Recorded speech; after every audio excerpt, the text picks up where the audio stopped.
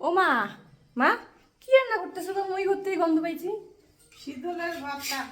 বাপরে কি সুন্দর হয়েছে, আর এত গন্ধ! আমি ওই শুয়েছিলাম ঘরে, ঘর থেকে গন্ধ পেয়ে চলে আসছি। তেল দিয়ে শীতলটা দিয়ে ভাজে, হ্যাঁ। তারপরে কাঁচা লঙ্কা আর রসুন দিয়ে ভালো করে ভেজে নিয়ে তারপরে এটাকে ইসে দিয়ে চাটনি বানাবে তো? চাটনি বানাবো। আচ্ছা, আমার কাঁচা লঙ্কাগুলো ডইলে ডইলে চাটনি বানাবা? চাটনি বানাবো। এটা কি আগে ভাইজে নিছো না? হুম। এই যে শীতলটা, এটাকে ফার্স্টে হচ্ছে আগে ভাইজে, তারপরে হচ্ছে কাঁচা লঙ্কা আর রসুনটা দিয়ে মিশায়, ভাজে আবার দুইবার ভাজে তারপরে মিশায়। তারপর এটা কি ভাত দিয়ে খায় না এমনি? গরম গরম ভাত, গরম গরম গরম ভাত ভাত। দিয়ে খেলে পরে সেই টেস্ট। তা আমরা আছি খাবো শীতলের ভর্তা। এটা কিন্তু মা বানাইছে, মানে বাড়িতেই বানাইছিল শীতলটা। এখন বানায় বানায় আমরাও খাই শীতলের ভর্তা। তো কার কার শীতলের ভর্তা পছন্দ? আমার তো দারুণ লাগে, আমি তো আগে কখনো খাইনি, এখানে আসার পর থেকে মা বানায়। তো আমি 2-3 বার খাইছি, তো এখন আমি খাই, আমার তো দারুণ লাগে খেতে।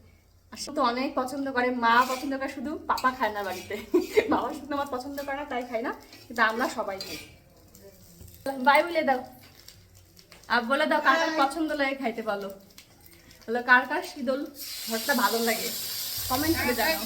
শীতল ভর্তা ভালো লাগে কমেন্ট করে জানাবেন।